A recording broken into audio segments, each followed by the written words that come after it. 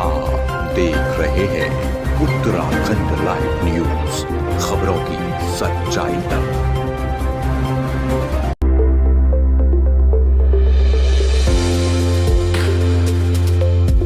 नमस्कार, आप देख रहे हैं उत्तराखंड का number 1 digital channel Uttarakhand live news. मैं हूं आपके साथ अंजलि।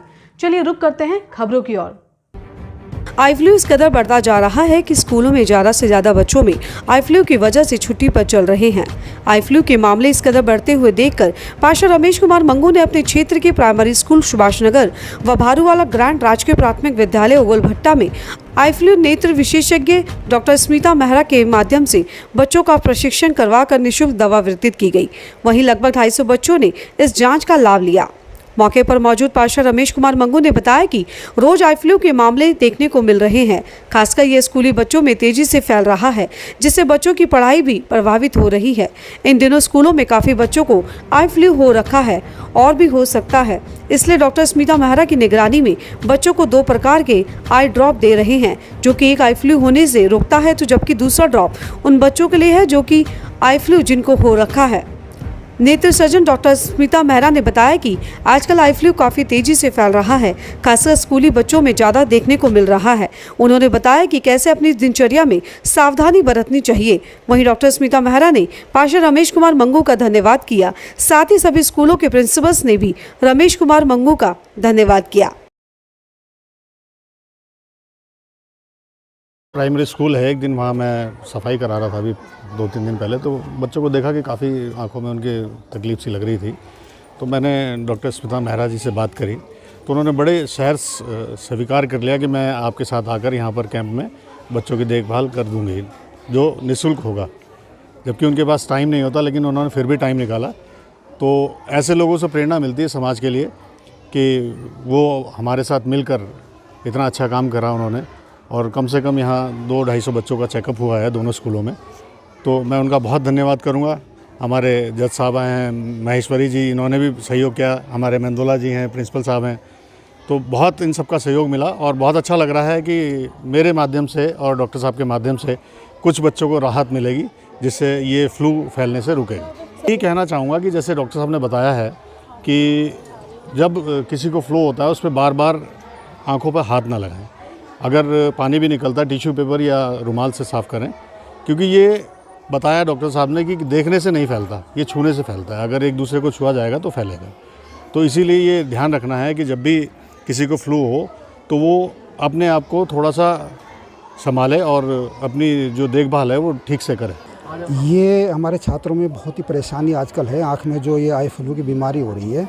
इसके लिए हमारे जो क्षेत्र के पार्षद हैं श्री मंगू जी और डॉक्टर स्मिता मेहरा जी, उनका बहुत बहुत धन्यवाद कि उन्होंने हमारे विद्यालय में नेत्र परीक्षण का शिविर लगा करके ये बहुत ही पुनीत कार्य किया और हमारे छात्रों को इसका बहुत लाभ मिलेगा। ये राजकीय प्राथमिक विद्यालय सुभाष नगर है और आज यहाँ पार्षद जी की तरफ से बच्चों को जो आजकल बहुत आई फ्लू फैला हुआ है, तो उसके लिए दवाइयों पार्षद जी ने अपनी तरफ से दवाई बांटने का इंतज़ाम किया सारे बच्चों के लिए, ताकि बच्चों के जो आँखें वगैरह आ रही हैं तो, और उनको समझाया भी है कि बच्चों को किस तरह से अपनी आँखों को सही रखना चाहिए, अपना हाथ धोना चाहिए, अपनी आँखों को अच्छी तरह से धोना चाहिए।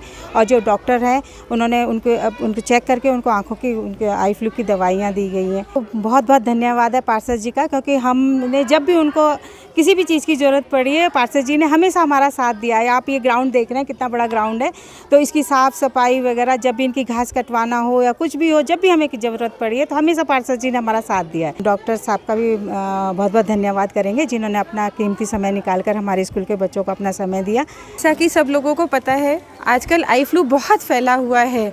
मेरा सिर्फ एक ही निर्देश है सभी लोगों को, अपनी आँखों को हाथ न लगाएं बिना हाथ को साफ़ किए या सैनिटाइज़ किए। किसी को देखने से नहीं होता है जिसको आई फ्लू हो रखा है। काला चश्मा आपको धूप की किरणों से बचा के रखेगा, ताकि आपकी आँखों से पानी ना आए, और फिर पानी पोंछने के लिए आपको रुमाल या टिश्यू पेपर का ही इस्तेमाल करना चाहिए। बिल्कुल, अगर आपकी आँख ज़रा सा भी आपको लाल है, बच्चों को प्लीज़ स्कूल मत भेजिए, क्योंकि सबको फैलेगा। स्कूल जाने से बाकी बच्चों को भी होगा और फिर माँ बाप को फैलेगा। इस तरह से पूरे समाज में आई फ्लू फैलेगा, हम उसको रोक नहीं पाएंगे। आप लोगों से यही निर्देश है, कृपया करके आँख के डॉक्टर को एक बार सलाह लेकर ही दवाई डालें ताकि आँखों को नुकसान न पहुँचे। तो मैंने बहुत बच्चों को देखा कि आई फ्लू हो रहा था, पर वही है, शायद माँ बाप अफोर्ड नहीं कर पा रहे थे या केमिस्ट से दवाइयाँ लेकर के डाल रहे थे, जो कि ठीक नहीं है।